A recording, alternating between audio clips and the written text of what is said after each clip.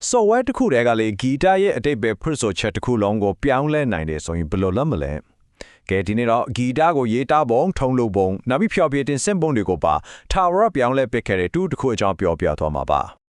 ဒီအနုပညာရှင်တို့ကြည့်လိုက်ရင်တို့ရဲ့ဂီတပုံစံတွေကတယောက်နဲ့တယောက်တော်တော်လေးကွဲပြားကြတယ်ဒါပေမဲ့လေသူတို့အားလုံးကိုတိတ်တဆိတ်ချိတ်ဆက်ပေးထားတဲ့အရာတစ်ခုတော့ရှိနေတယ်အဲ့ဒါကဘာဖြစ်မလဲလို့ထင်ပါတယ်လဲ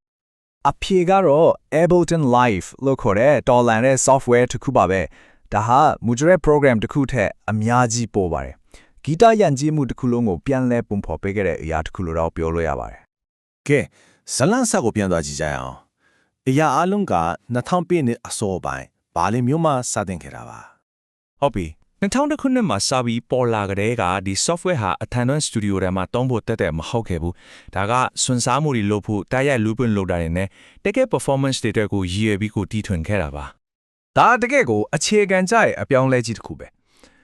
laptop ကိုယ်တိုင်ကတူရီယာတစ်ခုဖြစ်လာတယ်အဲလိုကြီးကြီးတွေနဲ့ producer တွေဟာ space တွေရဲ့နောက်ွယ်မှာဖုံးမနေတော့ပဲ printer ရှည်ထွက်ပြီးတိုက်ရိုက်ဖျော်ဖြေလာနိုင်ကြတာပေါ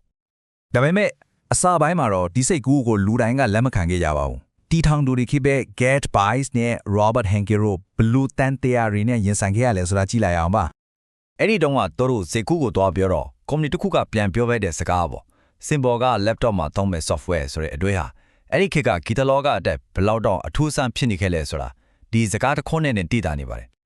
နောက်ထပ်ပြင်းပြင်းထန်ထန်ဝေဖန်ခံရတာတစ်ခုကတော့ဒီ software ရဲ့ design နဲ့ပတ်သက်လို့ပါပဲအဲ့ရချင်းကလူတွေကဒီ software ရဲ့အတွင်းပြင်ကိုချီပြီးအတော်လေးအားမလို့အားမရဖြစ်ခဲ့ကြတယ်ဆိုပါတော့ဒါပေမဲ့လေဒီဝေဖန်မှုတွေအားလုံးကြားထဲမှာတီထောင်သူတွေကတော့ယုံကြည်ချက်မပြတ်ခဲ့ပါဘူးဘာလို့လဲဆိုတော့သူတို့ရဲ့ယုံကြည်မှုကမေကန်ယုံကြည်မှုတတ်မဟုတ်ဘူးလေသူတို့ကိုယ်တိုင်ကဒီဖန်တီးမှုကိုစင်ပေါ်မှာအသုံးချပြီးအလုပ်ဖြစ်ကြောင်းလက်တွေ့ထပ်တဲ့ပြနေခဲ့ပြီးမို့လို့ပါပဲတိမကြခင်မှာပဲဒီ software ဟာ studio တွေရဲ့အပြင်ဘက်ကိုပါလွှမ်းမိုးလာပြီးတကယ့်ကိုတီထင်ဖန်တီးမှုယဉ်ကျေးမှုအသစ်ဆက်တစ်ခုကိုပုံဖော်ပြီးနိုင်ခဲ့ပါတယ်အနုပညာရှင်တွေဟာအခန်းထဲမှာပဲဖြစ်ဖြစ်လေးစိတ်မှာစောင့်နေရင်ပဲဖြစ်ဖြစ်ချွေးတွေရွှဲနေတဲ့မင်းအောက် club ထဲမှာပဲဖြစ်ဖြစ်တချင်းတွေကိုထုတ်လုပ်လာနိုင်ခဲ့တယ်ဆိုတော့အဓိကချက်ကဘာလဲဆိုတော့တချင်းရေးတာထုတ်လုပ်တာနဲ့ဖျော်ဖြေတာကြားကခြားနာချက်တွေတဖြည်းဖြည်းနဲ့ပျောက်ကွယ်သွားခဲ့တာပါပဲဒီယဉ်ကျေးမှုပြန်ကွာလာပုံကိုဒီ timeline မှာရှင်းရှင်းလင်းတွေ့နိုင်ပါတယ်Berlin Colin လို့ရုပ်ရှင်တွေနဲ့စပြီး online forum တွေနောက်ပိုင်း YouTube tutorials တွေနောက်ဆုံး boiler room လို့တိုက်ရိုက်ထုတ်လုပ်မှုတွေအထိပေါ့ဒီ software ဟာဂီတလှူရှာမှုတစ်ခုရဲ့အခြေခံအုံရက်ကိုတည်ဆောက်ပြီးခဲ့တာပါ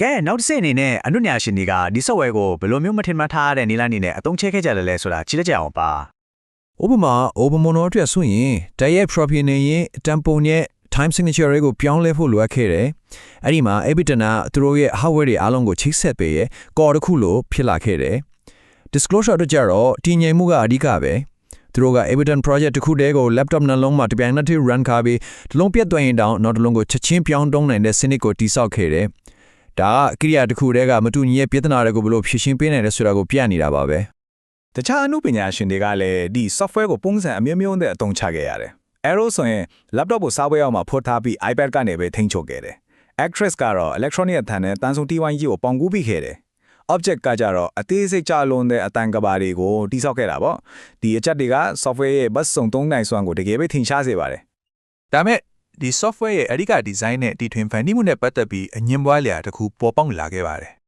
်ဒီ grid ဆိုတာကဂီတထုတ်လုပ်ကူတွေထဲရှင်းလင်းမှုနဲ့မြန်ဆန်မှုကိုပေးစွမ်းတဲ့အရာတစ်ခုပါnote တွေအားလုံးကိုအချင်းအတိအကျမှချုပ်ထားပေးတဲ့ digital ဖွဲ့စည်းပုံတစ်ခုလို့ပြောရမှာပေါ့ဟုတ်တယ်ဒီမေကွန်းက digital ရဲ့ပြည့်စုံမှုပေါ်ဝေဖန်သုံးသပ်မှုစီကိုဦးတည်သွားစေခဲ့တာပါအရာအလုံးကစီးချက်တကြပြည့်စုံနေလူသားဆန်တဲ့ခံစားမှုတွေပျောက်ဆုံးသွားနိုင်သလား Beria ဆိုတဲ့ producer ကတော့ဒီ grid ကိုလုံးဝရှောင်ရှားခဲ့တဲ့နာမည်ကြီးဆုံးဥပမာတစ်ခုပါပဲသူကသချင်းဖန်တီးဖို့အတွက်တောင်း design မဲ့ထုတ်ထားတဲ့ audio editor တစ်ခုထဲမှာ hi hats တစ်ချက်ချင်းစီ snare တစ်ချက်ချင်းစီပိုလက်မဲ့ကိုရာနေရာချပြီးဖန်တီးခဲ့တာပါအဲ့လိုလုပ်လိုက်တဲ့အခါဘာဖြစ်လာလဲဆိုတော့ Beria ရဲ့ grid မပါတဲ့ချင်းကမှုဟာ underground ဂီတလောကတစ်ခုလုံးကိုလွှမ်းမိုးခဲ့တဲ့ groove အသစ်ဆက်တစ်ခုကိုမွေးဖွားပေးခဲ့ပါတယ်ဆိုလိုချင်တာကတီထွင်ဖန်တီးမှုဆိုတာကိရိယာကိုအသုံးချတာကနေပဲလာတာမဟုတ်ဘူးတခါတည်းမှာအဲ့ဒီကိရိယာကိုစန့်ကျင်ခြင်းကနေလည်းပေါက်ဖွားနိုင်တယ်ဆိုတာကိုပြသခဲ့တာပါကဲအဆုံးသတ်အငင်းနဲ့ဒီ software ရဲ့အကျယ်ပြန့်ပြီးတော့အတွန်းရှိတဲ့အမွေးတွေကိုအချင်းချုပ်ကြည့်လိုက်ကြရအောင်ပါ live ရဲ့လွှမ်းမိုးမှုကနေရာအနှံ့ကိုပြန့်နှံ့သွားပြီးခေတ်ပြိုင်ဂီတရဲ့အဓိကအကြောရုပ်တစ်ခုဖြစ်လာခဲ့ပါပြီ။ပါလင်ရဲ့မြေအောက် club တွေကနေစပြီးတောက်ပတဲ့ Los Angeles က pop studio တွေအထိစံသက်တန်းစင်းအမှုပညာကနေကဘာကျော် EDM အထိနေရာတိုင်းမှာသူ့ရဲ့ DNA တွေရှိနေပါတယ်ဟုတ်ပါတယ်ဒီ software ရဲ့လွှမ်းမိုးမှုကိုဂီတမျိုးစားပေါင်းစုံမှာတွေ့နိုင်ပါတယ်တတိထားမိသည်ဖြစ်စေမထားမိသည်ဖြစ်စေကျွန်တော်တို့အားလုံးဟာဒီ grid ထဲမှာဖြစ်ဖြစ် grid ရဲ့အပြင်မနာလေးမှာဖြစ်ဖြစ်ပုံဖော်ဖန်တီးထားတဲ့သချင်းတွေကိုကြားမှုနေကြတာပါပဲဆိုတော့ Ableton Live ဆိုတာ software တစ်ခုတည်းအများကြီးပေါ်ခဲ့ပါတယ်ဒါဟာ electronic ဂီတကစင်မြန်းပေါ်မှာမျက်နှာဖြစ်နေပေါ်မှာနောက်ပြီးကဘာတစ်ပေါ်မှာဘလို့ရွေးလျားရမလဲဆိုတာကိုသင်ယူခဲ့တဲ့နီလန်တစ်ခုပါပဲအဲ့တော့စဉ်းစားစရာမိကွန်းတစ်ခုကတော့နောက်မျိုးဆက်ရဲ့ဂီတကိုရောဘလို့နီးပညာမျိုးတွေကပုံဖော်ပေးသွားမလဲဆိုတာပါပဲ